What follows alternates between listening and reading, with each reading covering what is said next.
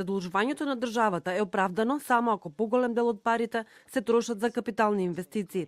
Стопанствениците од Стопанската комора на Северозападна Македонија бараат владата да инвестира во инфраструктурата, посебно кон Албанија, што ќе предонесе за зголемување на трговската размена меѓу двете земји. Инфраструктурата со Албанија е од многу битно значење, затоа што автопатот кон Тирана, кој што се направи од Приштина, го зголеми бруто обртот меѓу двете држави.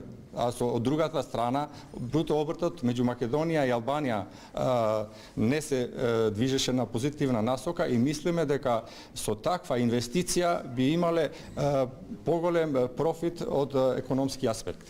Иако задолжувањето со евроврзницата беше најавено во буџетот и очекувано, сепак дел од економистите сметаат дека е потребна поголема транспарентност на институциите.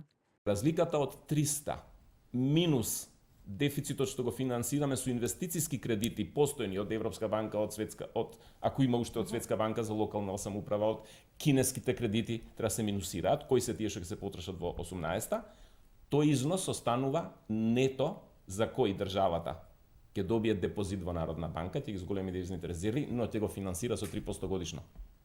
Кој е тој износ, треба да го каже Министерството за финансии. Ако да речеме е 100 милиони, тоа значи во оваа година веднаш губиме 3 милиони евра.